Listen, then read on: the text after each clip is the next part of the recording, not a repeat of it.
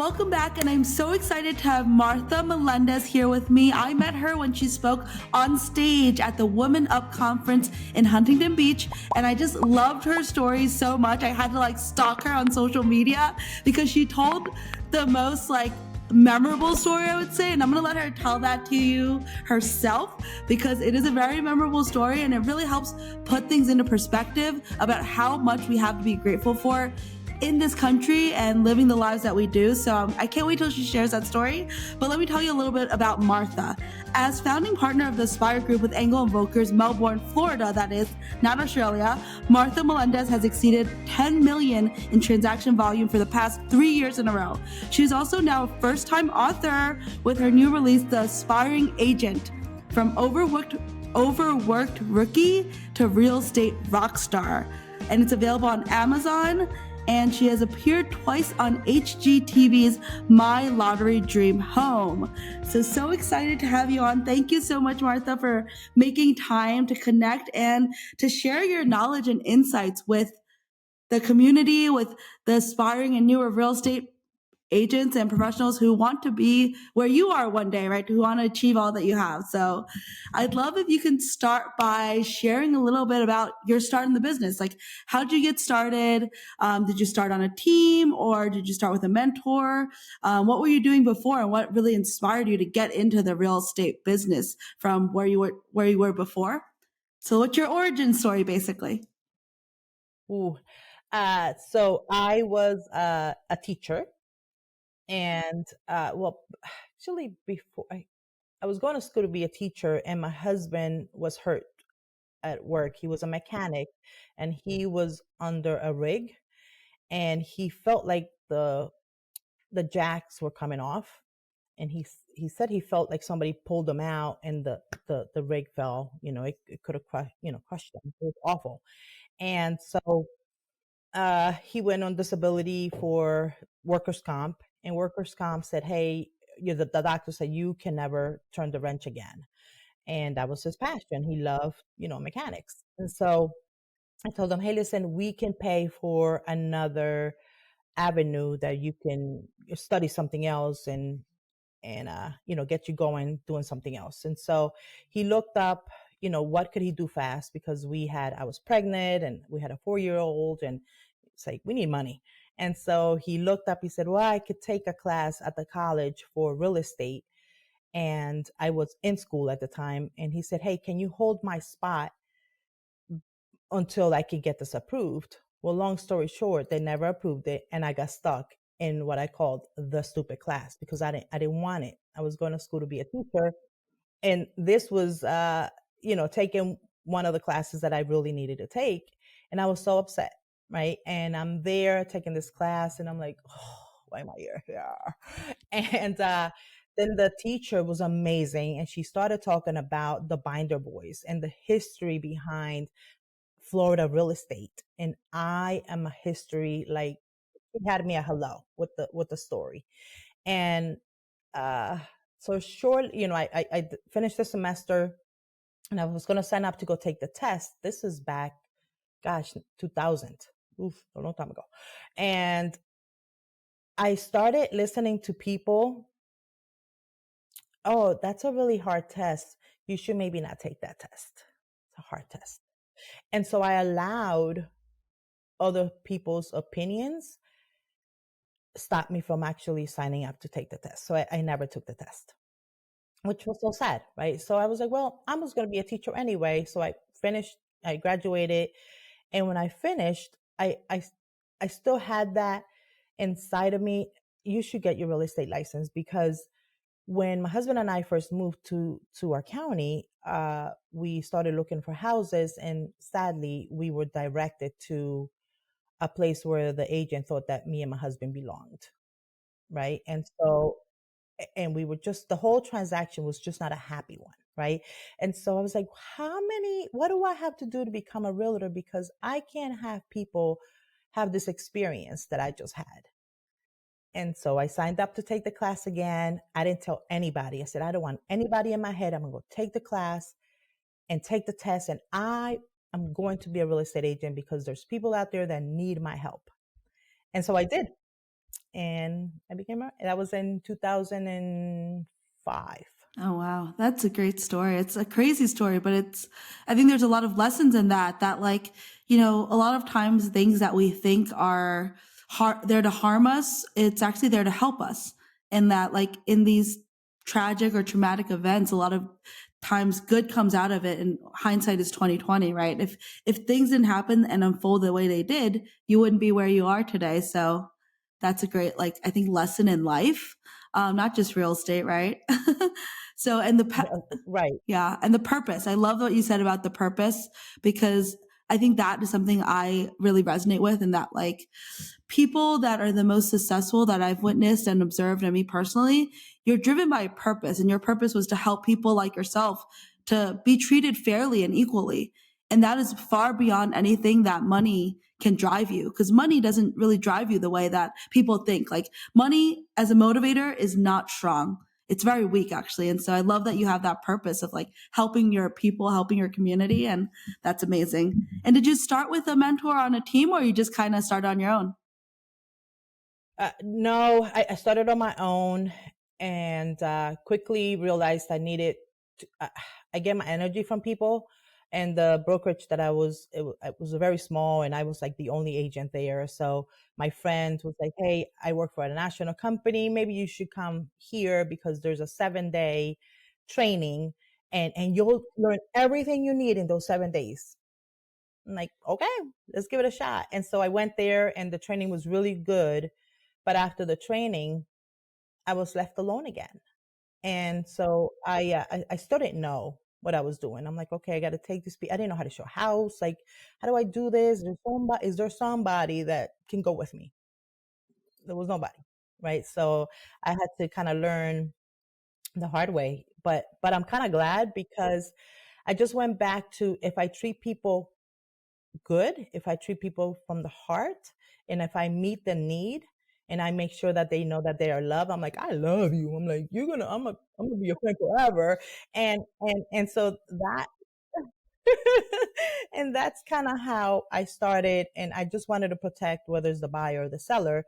And at the beginning, it was mostly buyers, because sellers scared every part of my body, out of me. But I'm like, oh, I can do this. But uh, so yeah, if I just treated people like I would my mother, or how I wanted my mother to be treated, then it just kind of created this, hey, there's this girl, and she's going to treat you good, and she's going to make sure you're good. I love that you share that, because that's exactly what I tell my team. Though when I train my team, I say, talk to people as though you're talking to your best friend. How would you treat or talk to your bestie, right? Like you would tell them the truth, and it's the no BS, like unfiltered. Be that way with people, and you're going to attract the business. And it's the same thing when it comes to getting business, right? I've been saying this over and over again to my team.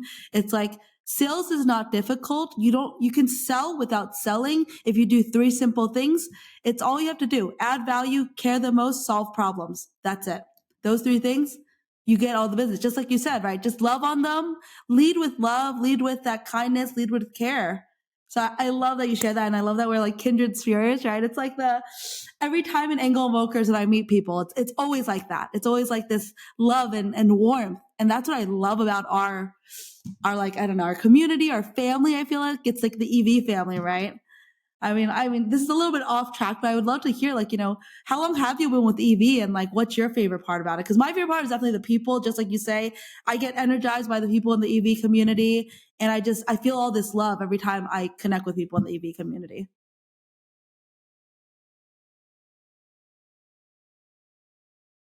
I didn't catch the last piece, but I did catch. That's okay. I have been with Avi since 2018, and immediately changed my life. Right? We live in a small county. Back then, I think our price point was like 250 maybe. And so we had to do a lot of transactions to be able to be okay. And so immediately when we became EV, I had a listing appointment for a property. I think it was like 800 or something. I've never done anything like that ever. And I just went with my EV the listing presentation, and I, I was ready. I practiced. I'm like, oh, Engel Volkers, 1977, Eddie Engel, Christian Volkers. I had it. I had the history because I love history. And the guy goes, oh, I'm from Holland. I know Engel Volkers. Where do I sign? What? So I'm like, I got this for nothing, but not for nothing, right? Because it was, and it helped me like stand up a little taller. I'm like, people know who we are, and that was really cool. And we were able to sell it. And he had been on the market for the past 5 years, like on and off, and wasn't able to sell it. We sold it like in I think a month and a half. Wow, that like gave me chills. It's like, yeah, that gave me chills a little bit. That's crazy. And that's amazing for you. And it's also like the power of the brand recognition, the power of reputation, right? When you, of course, you have to build your personal reputation as an agent, but to be able to align yourself with a brand and a company and a community that has a world renowned reputation, that's another level, right? People have a certain, I think, prestige that they see. It's kind of like a Louis Vuitton bag. I mean, I love my bag. So I always say Engel and Volkers is like the Louis Vuitton of real estate. We're very boutique and people want us. I love it. That's right. We're the Louis Vuitton.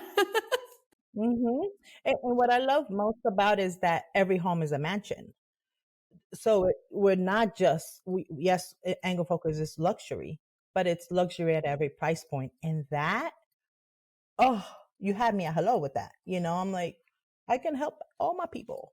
Exactly. Because I think that I'm like, luxury is not a price point, it's a quality of service. There's like the quality of service. So it's all about the customer service. Like for instance, I love to travel. I've been to hotels and sometimes I've gotten better service at 4-star hotels than I've gotten at 5-star hotels. And so I will rave about them. I will post them on social media. I will write them a review because of the great customer service. So I agree with that. Luxury is a service, not a price point. But okay, now moving on. I'd love to hear. I know this is like, even though we're purpose driven, we're still in the real estate industry. Everyone wants to know the numbers, So throughout your real estate career, what is the most you've ever made in a year GCI wise, if you don't mind sharing? I think it was almost 17 million. And I was like, oh my gosh, because again, small county, and it was because we were able to sell we broke a record actually. We sold the highest price point in Cocoa Beach, and it was, I I was like, somebody pinch me, like this is happening, and it was just like we could do this, and I think it was a mind shift, and it said, and at EV, I remember listening to everybody on the panel. Well, we sell $1 million and $1 million. I'm like, man, I can't even spell million, right? And I love you. You're so authentic. I love you. I was like, and so I was like, you know what? I'm gonna sell $1 million house, right? And so, and that year, I think we sold like 3 or 4. It was just, and I remember talking to Sean, and he said, $1 million houses are like a bag of M&Ms. Once you get one, the other ones come. And I was like, I'm gonna put on my vision board. And so, and we did, and it was just like, oh God, it's happening. It's like, I'm like, I couldn't even afford gas when I started real estate, and it was just, I mean, tell it how it is, right? And so it was just a moment that I was like, well, that happened, right? And it was it didn't just happen. It wasn't just like, here, Martha, do you want this listing? We literally chased this listing for 2 years, which is, says to being consistent and giving people value and giving tools that are impressive to the consumer, right?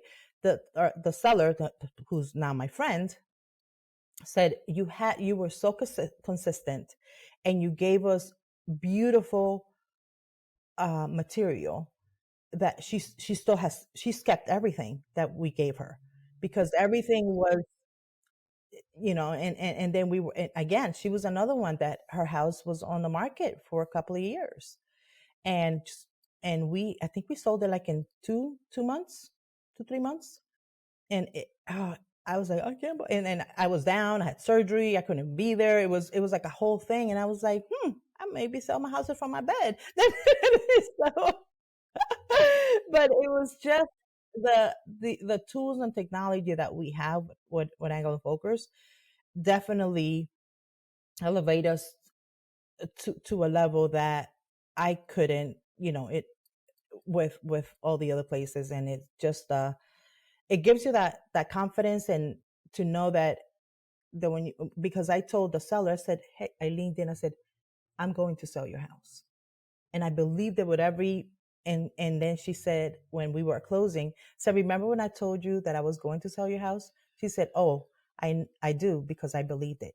I believed it when you said it. And so, it was kind of like, whew, and still kind of surreal, and like, oh my gosh, that happened. But we worked for it. I think that there's so many lessons in that story, because I don't know if you've heard of or read the book Think and Grow Rich.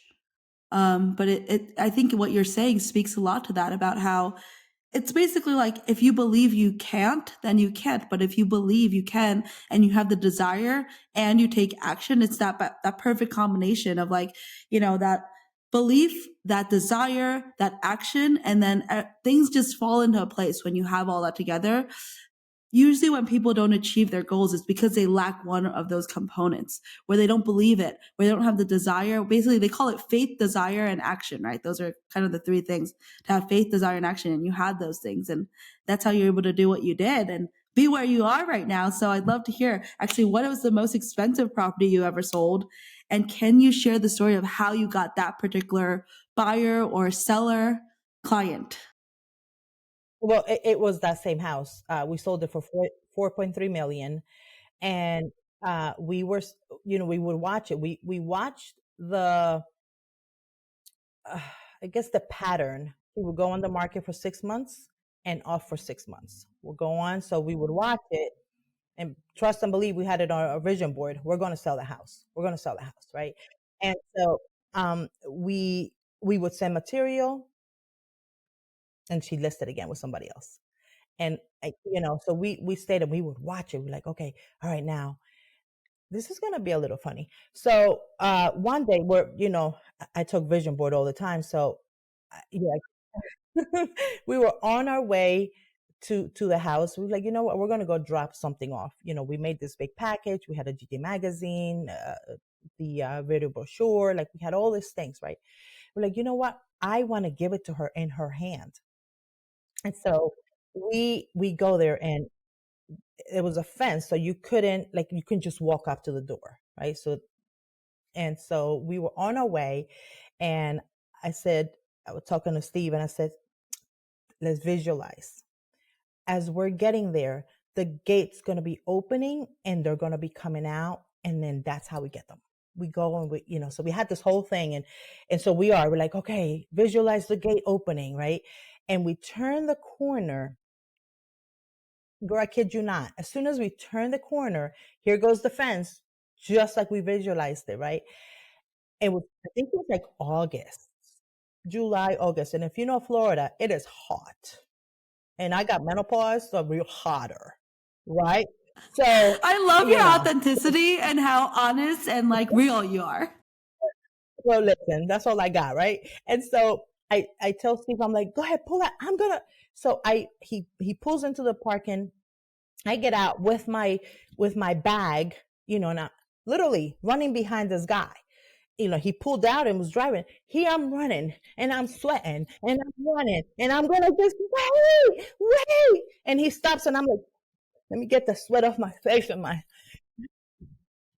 I was like, hello, can you please give this to? And I said the seller's name, and he looked at me like, this chick is crazy. She literally ran after me. Sure did. If you want something bad enough, sometimes you gotta run, right? And so I give it to him, and they give the listing to somebody else. I was like, oh, okay, right? So we watch it. I'm like, it's not gonna sell because we're gonna sell the house, right? Doesn't sell. And it was like COVID time, and we got an email from the seller. And Steve was like, guess who emailed? And I'm like, I don't know. He was like, oh, you know. I was like, ooh. And she wanted us to send her, how much we were going to sell her house for, what were we going to charge, and like a marketing thing, right? COVID. And so I called Karen Hansen. I'm like, girl, what do we have that I can't think that is going to help me send this to her? And she said, oh, do the virtual listing presentation. What? Oh my God, it was amazing. So we put that together, we sent it to her, and she emails back, can you be here tomorrow at 1:00? Right. And she was so impressed by the things that I sent her, and so we get there, and the rest is history. But she goes, you totally chased my friend down the street. Sure did. Chased him. So I say that's the listing that I guess the first one that I chased and, got it. I Sometimes you got to love chase. that. Yeah, I think there's so many lessons again in that story, right? To go after it. I was like, closed mouths don't get fed is what I say. Like, how did I connect with you? I was like, who's this lady? I know she just spoke on stage. I don't know her. I'm going to stalk her on social media and connect with her and keep in touch with her for like, I think this was 2 years ago that we connected, right? And so much of my network was built that way. Like I go to a lot of conferences and events and I will literally like just run up to the keynote speaker. I don't care that you were the keynote freaking speaker. And I'll be like, I loved your talk. Can we connect? And through that, I made so many great, amazing friends and found mentors that way. And it's just like chasing after it, not being afraid to make that effort and run if you have to, fit literally in your case. I love that. And then you pointed something else out, which I don't know who Karen is. I'm guessing she's in your office. But No, she's in Massachusetts. oh, she's corporate? She's not even in office. Oh, she's No, she's a licensed partner oh. of EV by the Sea. Oh wow, okay. Well, yeah, that's awesome. That's even more awesome because I recently heard a talk in San Diego for a mastermind I'm part of. It's a 7-figure founder mastermind basically. And so they were talking about this concept that you really embodied, which is called interdependence. And so they said together we are limitless, alone we are limited. And what that means is basically that to be your strongest and best self, you have to embrace interdependence just like you did. You have to be willing to reach out and ask for help if you're not sure of something. And it's okay. And it's not weak. It's actually strength to be like, hey, I'm not sure. I might not know how to do this, but I can ask Karen, and I can ask for help and I can have that support. So I love that you share that because I think that's a really important lesson in business and in life that we have to be interdependent and embrace our community, right? So I love that you share that because it is, and the EV network, because I don't even know about this virtual listing presentation. Is it online? It is. Okay. I'll send it to you. Okay, because I was like, I'm a licensed partner in Las Vegas and I don't know about this, which I probably should.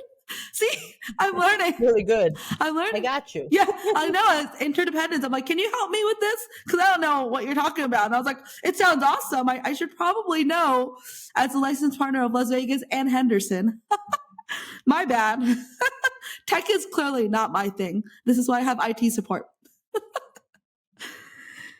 I love that. So, okay, you've been so successful in this industry. We've talked about some of your successes. So, in your opinion, what are some reasons why agents fail in this industry? And what do you think you did differently that set you apart, that helped you really thrive and not just survive, and really like blossom? So, I'd love to hear it from your perspective. Well, actually, that was one of the main reasons we wrote the book. Because I felt so lost when I first got my license. I'm like, what do I do? Who do I ask? Like, nobody? Bueller? No? Okay. I got to figure it out. Right? Showing my age. But, I wanted to write something that I wish somebody would have given to me when I first got my license. That would have some establish like a solid ground, and then you can start from there. Oh, your spheres, your money maker, and all these little things that I'm like, oh my gosh, we would say somebody needs to write a book, and they'd be like, we're gonna write this book, right? Because I wanted it to be for that new agent or somebody who's thinking about becoming an agent or somebody who's been an agent for a couple of years but nothing's really happening yet. And so I think having a loss or not having a foundation is why a lot of people fail, right? Not having that, okay, 1, 2, 3. And there's a lot of people that come in that've never been self-employed, and that's a huge thing. Every day we wake up and employed, right? So it's like what, and it's not just about hunting, right? It's about farming, and the as you farm, then you get more and more. But uh just having that foundation, it really sets people up to succeed versus just kind of, well, good luck. Here's your pin. You're a realtor now. Have fun. So I think that's what it is. Lack of foundation. Yeah, I agree with you wholeheartedly because I think, as a brokerage owner and a team leader before, I feel like the biggest challenge I've seen is that time blocking and that accountability and that consistency. And I've spoken with a lot of agents that pay upwards of $1,500 to $2,000 a month for coaching, and they've done it for years. And I asked them, like, why do you continue to pay for coaching after 10 years in the industry? And they're like, accountability, to keep yourself accountable. And some people need that. And I think it's important for people to recognize when they need that accountability, and that sometimes it's worth it to pay $500,000, $2,000 a month if that means you're going to make $5, $10, $20,000 a month, right? To keep you accountable. Or if not, if you can't pay that, or you don't want to, or you don't need that, then to embrace what you just said, which is that, like, look, you're waking up every day unemployed. You need to figure out how to, like, structure your schedule and make sure that you get paid and get employed, right? And knowing that that's the important thing, and that consistency. So, I mean, I have some pro tips. I'd love to hear what your pro tips are for doing that. Like, do you time block? Do you have a coach, or what tools or strategies specifically have you utilized that have helped you in your business and helped you stay consistent and helped you consistently, like, achieve your goals? So I've had plenty of coaches, because I believe if you want to be successful, you have to study successful people, right? So one of the best things that I learned from uh, one of my best uh, girls to go to about vision and whatnot is Terry Silver Foy, and she said, your key to success is hitting in your daily routine. Until you change your daily routine, your life is going to be this, like a groundhog's day. Every day is going to be the same. So I, little by little, started changing my routine, and I started waking up earlier, and that was really hard because I love to sleep, right? And so I was like, and I know, and they were like, well, six, and then I started going to conferences and pouring in more, right? Listening to more people. And then I heard successful people wake up 2 hours earlier than they have to. I was like, oh, everybody wants me to wake up earlier, but I am not nice when I wake up. So I started changing 10 minutes put the alarm 10 minutes earlier and 10 minutes earlier. And I started doing something that Terry taught me, was a 20-20-20, because you yourself deserve 1 hour to yourself to improve yourself, right? So it's 20 minutes to listen to something motivational, or read something motivational, 20 minutes to clean the house, the car, your space, because if our space is cluttered, our mind is cluttered.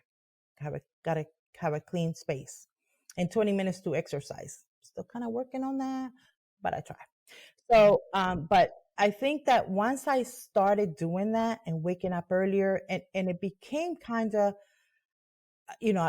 waking up at 6 o'clock in the morning, I'm like, hi, wake up early now, but I started listening to so much content from other coaches, that was like, I got to wake up earlier, and I got to wake up earlier. And then I wake up at 4 now, and I do more from 4 to 8 than, I'm like, oh, I'm good. I emailed everybody. I stayed in touch with my people. And then I try to only do social media like a half hour in the morning, because I used to do so much. And I'm like, you know what?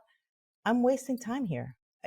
So that, I was like, is this taking me to where I want to be? No. So so I only give myself half hour in the morning to do that. And then really, I started changing how I connected with people in my sphere, right? I'm a big, promoter of your money's in your sphere, because people buy real estate from people they know, like, and trust, I say that right? all the So, time. see, but and so I do that in the morning. So if I do that before I leave my house, check. So now everything else is going to be now. What are we doing today? So I was able to carve out that 4 hours. That's saving me 4 hours so I could do something later. I could show houses. I could do this. I can go to the inspection. I can meet the appraiser. I could, all of these things that if I was still trying to email all my clients on, hey, this is Martha, remember I'm in real estate, now you wasted 4 hours. So that to me was game changer when I changed my routine, 100%, right? Because if I wanted, the end of the year to be different than the year before, something radically needed to happen. And I was like, I'm tired of living, commission to commission. I'm like, it's not okay. This has got to be a better way. And 100% was when I changed the routine, people just started calling me because I was top of mind, because I was emailing them. I was sending them, I was doing videos, and I was, emailing them. So I'm not waking them up, right? I'm not texting nobody at 4 a.m. That's wrong, but I could email them. And the first thing they wake up and see, they're like, hi, how you doing? I was thinking about you. That's golden. I love that. I love so many things about what you said. Yeah, I love that because it's like, I agree with so many things about what you said about the sphere, like, and about how you just approach things too. Because I literally just had this conversation with my team yesterday. I hosted a social media content creation session with my team at our office. And I just was like their content coach behind the scenes. And I literally told them to do what you just did, which is I was like, talk like you're talking to your bestie again. I was like, don't be so polished and professional. You're not going to resonate with anyone if you're trying to be perfect. People are human beings. They put on their pants just like you and me. They want someone who's real, who's authentic, who's raw, who connects with them. Cause that way they see you're not trying to BS me. You're a real person, right? If you seem too polished, they actually don't trust you because they think they're hiding something when you're too perfect. And so you have to show a little bit of that weirdness, that quirkiness, that honestly, it's I call it post the cringy content, right? Post the freaking cringy content that people are going to be like, ooh, I was like, but that's me. Cause the people who are like, oh my God, I love that girl. She's freaking hilarious. Those are my people. The people who cringe at it, then I'm like, F that. You're not my people. At this point in my career, for instance, I was like, I get to choose who I work with. I don't have to take on every client. I help my clients make more money than I ever make from the transactions. And they know that. I helped one of my clients net over 500,000 on investment property that she held for less than 3 years. She loves me. She don't care how I am. I could be my whole authentic self and she still loves me, right? So that's exactly what you're saying. Adding value, being authentic.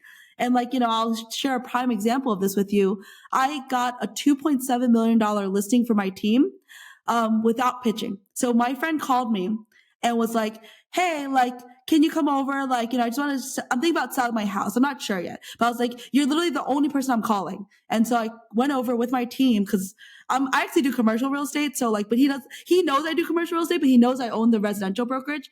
And because he knows, likes, and trusts me, literally my team started going to the whole angle invokers pitch like they usually do with the listing presentation. And he stops them. He's like, I appreciate all that you're sharing. I own a business, respect the sales pitch, but you guys don't have to actually sell me because I already know, like, and trust Cathey. She's the only person I'm calling. She's the only person where I'm meeting. So if I'm selling this house, you're the only team I'm going to sell it with. And that's the power of sphere. That's power of relationships. There's no pitch there. At a $2.7 million listing, zero pitch, literally. How much did I sell it for? Give me the contract. Okay, we're done. And I was like, see? Exactly. It reaffirms what you said. So I love that. Yeah. I think we're definitely kindred spirits. And it's just the whole EV family, I feel like everyone I've connected with is like this. It's what you're saying. I'm like, you're in my head. I feel exactly what you're saying. Yeah. So on that note, I'd love to hear more about how did you get your first 5 clients as an agent when you may not have had the sphere you do today? And then how did you get your most recent 5 clients from? Were they all sphere of influence, or do you still do kind of cold lead gen? Love to hear a little bit about that.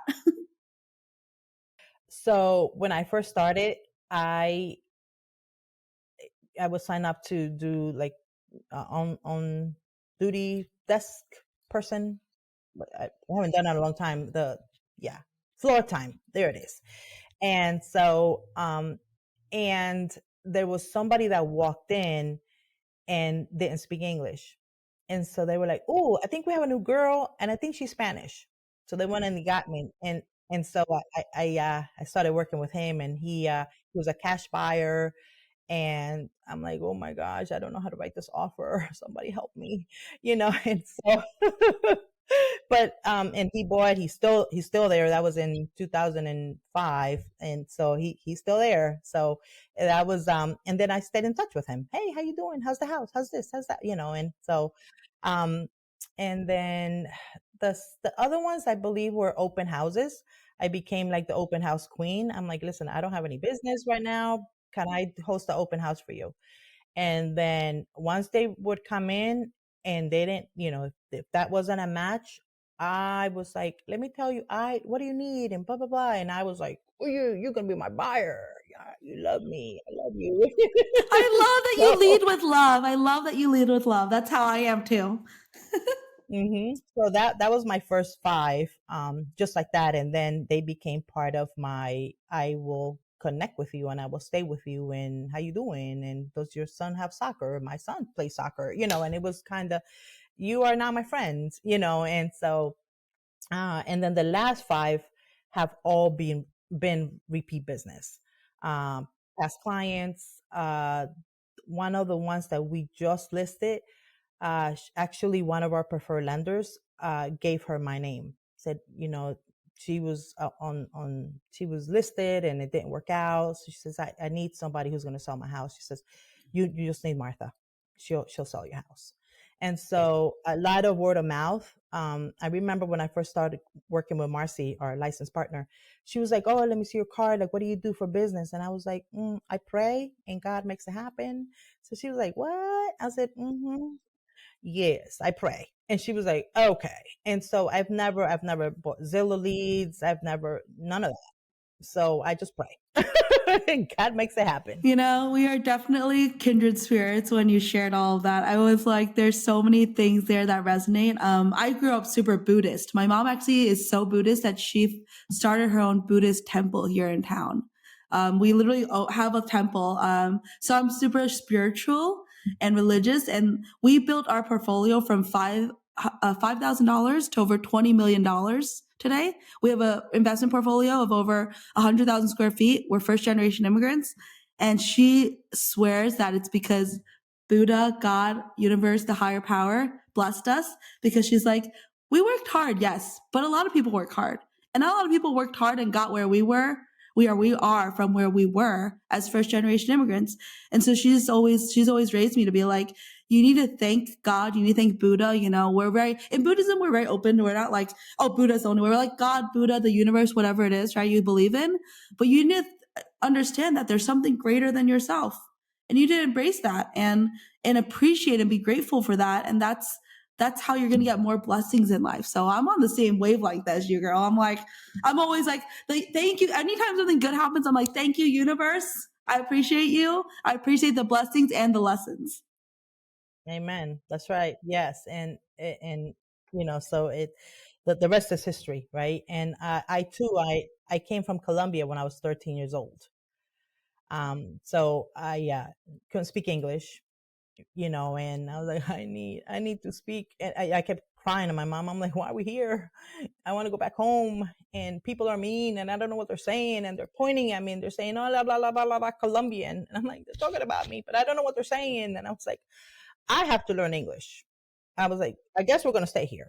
So I wanted to hurry up and learn, because, you know, eh, you probably know, if you come here as a child, you become your parents' translator, go to the doctor, you become, you do the bills, they don't, my mom couldn't speak English. And so I became the adult at Yep. 13 Oh my really God, me quickly. too. Like I said, I started in real estate at 12. Mhm. Yes, because that's what you got to do. And so uh that, having that desire to, and I always wanted to, my mom was she always wanted to do better, and she had this vision, and that helped me, work hard, because I'm not afraid of working hard, because my mom taught me to work hard. So I am proud to say, that yeah, my children are first generation Americans because of me, because I just got here, but it just, nothing is impossible. You got to work hard, have to have ethic, and have to have that fire in the belly that people can sense. And you said that earlier, people can see through the BS.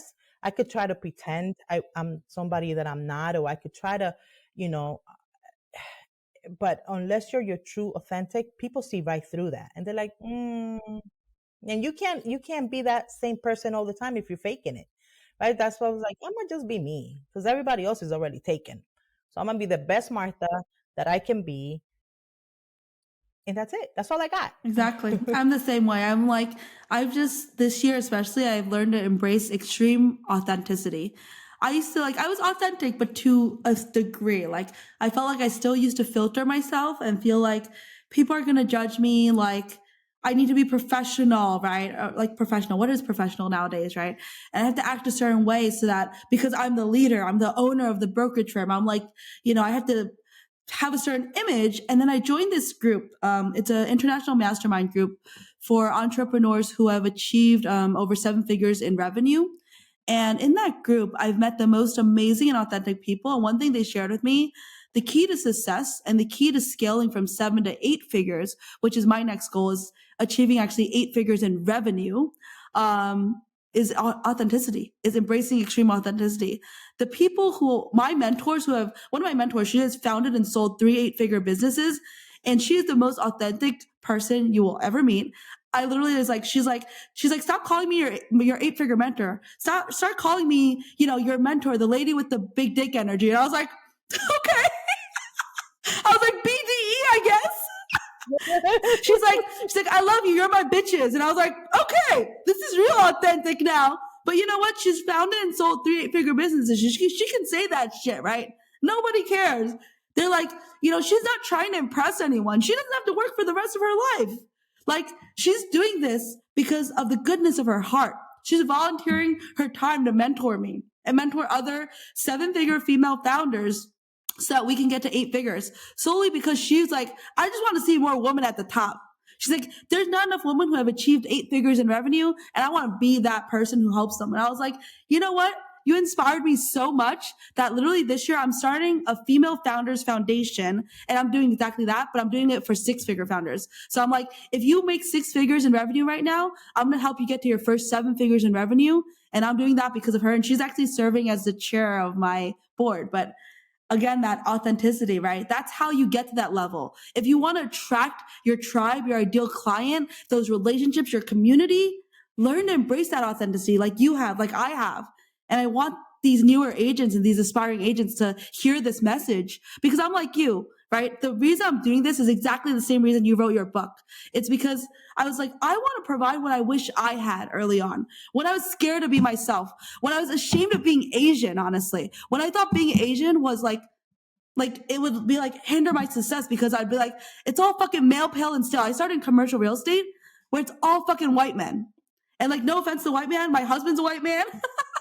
But I love him, but still, back then, you as a minority and a woman did not get respect, did not get the opportunity. And I love seeing people like you at the top of the game, leading the charge, right? This is why I'm doing this. So I love it. I love that. And it's all a mindset, right? If we say, oh, and I mean, I had it. I'm like, I'm not going to go to the higher ones because they're not going to want my brown self. I had that. And I was like, wait a minute. Let me no, I bring value. I'm going to be the best that I can be, no matter what my skin color is. Right. And I think, but I don't know if it's like how you grow up or they put it in our head or somebody said it and it's in there, but we have to, start and say, I am valuable and I am can do that. And and you can, there's nothing you can do if you work your butt off for. Right. So it's, you have to stop the chatter in your mind because in between our ears, there's so much chatter that we have to literally etch a sketch it. Like I physically shake my head. I said, stop. And then change it to something positive, right? Because the negative comes at us and we got to be dodging it all day long. So I love my motivation, like words of affirmation in the morning, and I constantly say it. It gets you through the day. And so it's like, and then the more you say it, then when the negative things comes, then you are equipped and you have the coping skills to say, not that, not today, Satan. I got this, and so but yeah, we are woman heroes roar, right? Exactly. Yeah, no, we're running out of time, and I feel like everyone I talk to in EV, I'm like, I need to do a part two with you because I feel like you have so much knowledge. But I know we're running out of time. I want to be respectful of your time, and I do have another appointment to run off to as well. So before we wrap up, I'd love to hear, like, you talk a lot about mindset, and I really think that mindset is the foundation for success. And I think you feel the same. So what specific, have you read a book? Have you listened to podcasts? Have you attended a conference that really changed your life? And if so, I'd love to hear any of those tips to share with our community and see, like, what book, podcast, conference, whatever it is that you would recommend to shift your mindset, like you said. So in 2015 was like a radical change year for me. I was in a very yuck space, depressed, like beyond. And I went to this conference, and is where I learned about vision boards. And I've gone to conferences before. I mean, I love conferences, but the one thing that happened that day was that day I chose that I was going to do what I needed to do to make a shift. I said, today I choose to be different. I'm not going to be sad Martha laying down in the bed, just waiting for another day to come. I said, this is not okay. I wasn't being a good wife. I wasn't being a good mom. I wasn't being a good person for me. And so that day I said, I am going to utilize the tools that I learned today, because a lot of times we go to conferences and we're excited, and then we put it down, and then life happens and you forgot all about the excitement that you were there. This time was different. I action immediately. I took action immediately. And that was the turning point. I said, I want the December 31, 2015 to be the best that I could say. To last year was the best year of my life. Right. And then I started changing how I did things. I started changing what I did. I started changing who I listened to. I started saying who I was hanging out with, like all these things. Like, is this going to take me to where I want to be, or am I wasting my time? Right. So I had to really, and it's hard.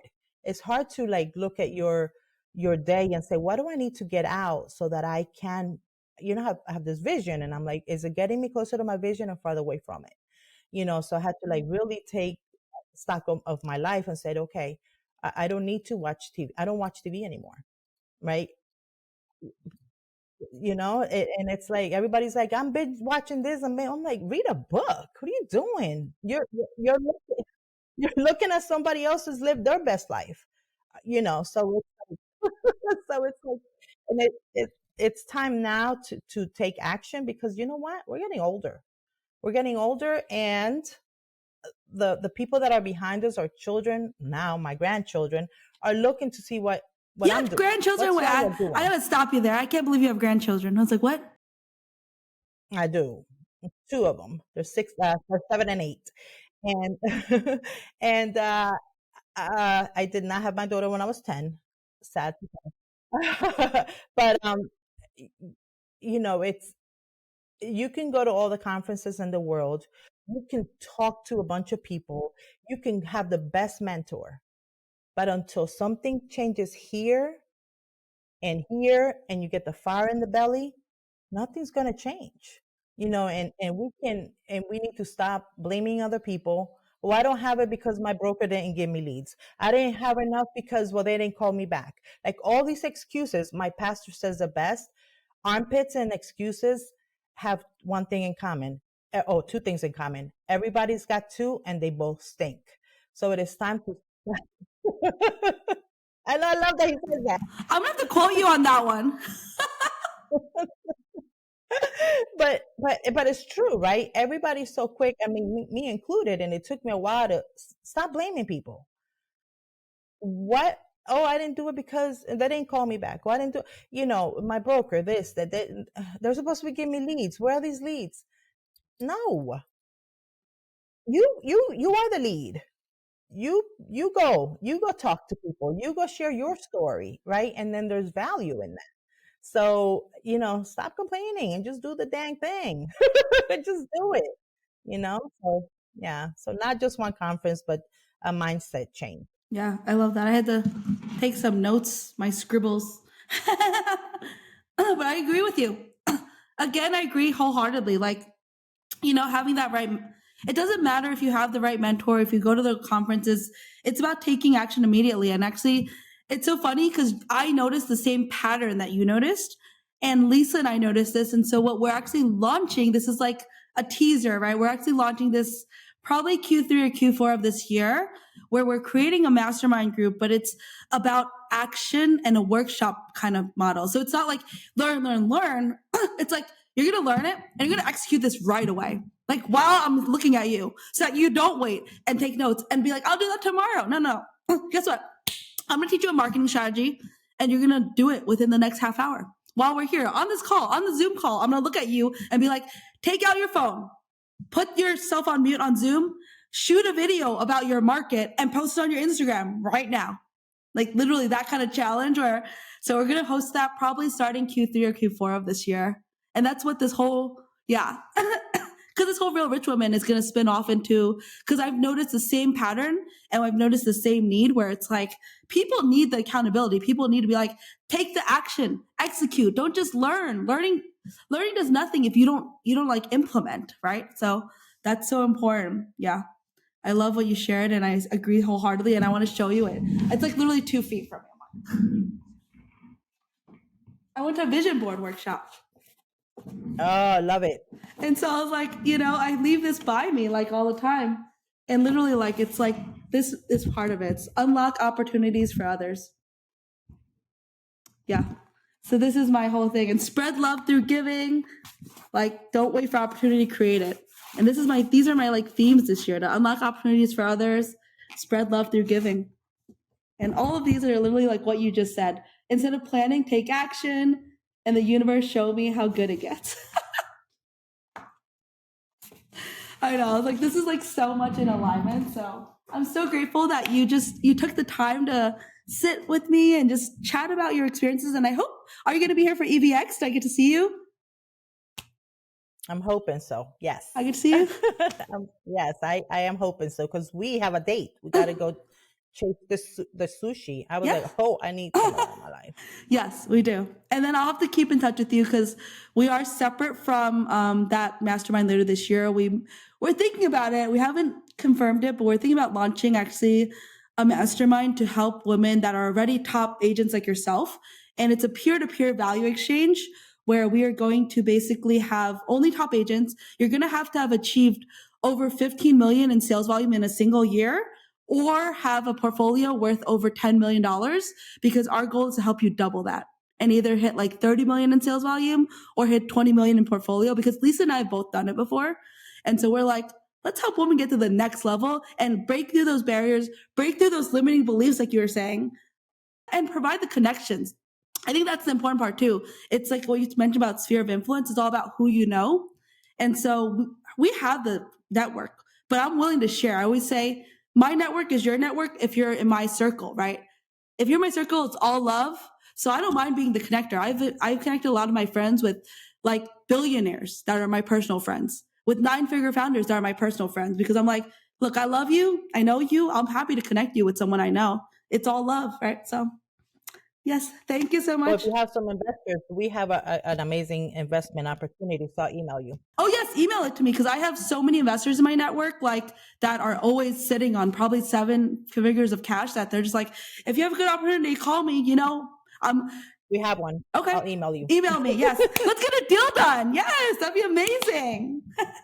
Yes. Well, I hope to connect with you soon. Thank you. Thank you so much. And can you tell people how to find you if they want to find you on social media and where? Yes. Dream Life. Oh, sorry. Dreamlifemartha.com is our website. Are you okay? And then on Instagram is Dream Life Martha as well. And for work is aspiregroup.evrealestate.com. Aspire Group. Okay. Is Aspire Group Dream like Life Martha. Okay, Dream Life Martha and Aspire Group. Okay.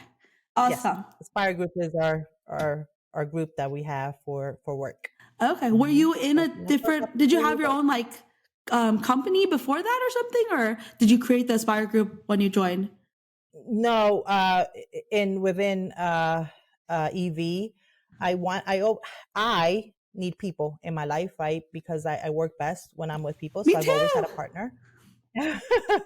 And you just do better with other people, right? So my partner and I created it, and we were like, well, what are we going to call ourselves, right? And I because of all the vision boards, he's like, well, let's do something with like inspire, and we were like, aspire, and I'm like, ooh, we were like, ooh, aspire group, that sounds good, yes, that. I love it. so so mm-hmm, I so love it. Is that your book? Can you show it? it Okay. is, Yes. yay, this Yeah. is our author copy, so I'm like, Oh, yes, okay. it's all. Okay. We're hopping back on. This is gonna get edited in somehow by Rob. I don't know how he's gonna do it, but I realized I put a teaser and I never finished it. So I had a teaser about this story that I heard Martha share when she first spoke on the Woman Upstage, which is how we connected, and it is the most like I think humbling experience or story where I'm like, wow, I like really appreciate and I'm grateful for what I have. So I know it's a tough story to share, but can you just share that real quick so that I'm not lying to people about like you sharing the story? Oh boy, yeah. So going back to 1993, I think 93, 94, I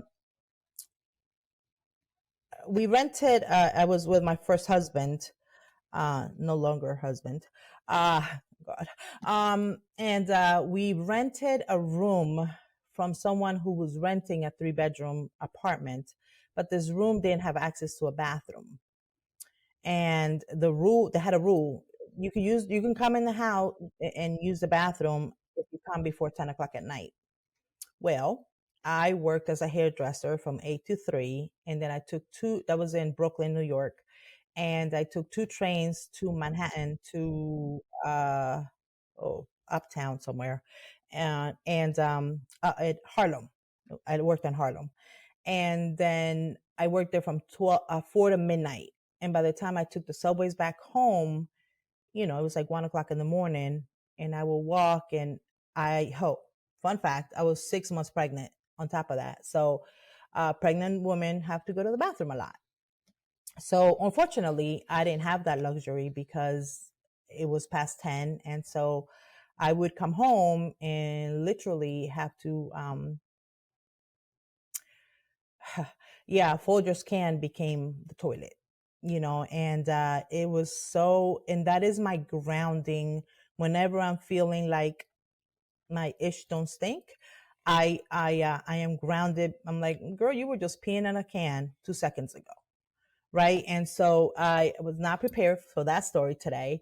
But but it goes to say that, sometimes we see the success of people. Oh, well, they must have always been there. She must have always been a top producer. She must have, people see you at your high, but they don't know the little crap that we've gone through, right? And now I'm like, yeah, that was my life. I'm like, and didn't have a mattress. I literally had to put a cardboard on the floor, and then one of them little, sponge mattresses. And I was huge pregnant because I was so depressed. I hated my life. And I'm like, how do I get down and then try to get back up, and had this huge belly. And I'm like, once I left it, I said, I never want to be in a situation where I don't have access to a toilet. That is like, I lived in the United States. What? But I allowed, the circumstances with my marriage to get me to a place that I didn't believe I deserved more. That's hard.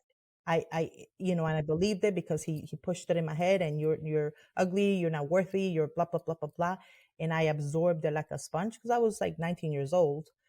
And but little did they know, or whoever got me there, that there was a lion roaring inside, and that that wasn't going to be my narrative. I didn't want to be the girl that didn't have a toilet. I didn't want to be the girl that got abused. Like all these things, right? Because sometimes we get all in the negative and it's like, well, I can't do anything because I sleep on the floor. I can't do it. And so and so I didn't want to be that. I didn't want that story to define who I was.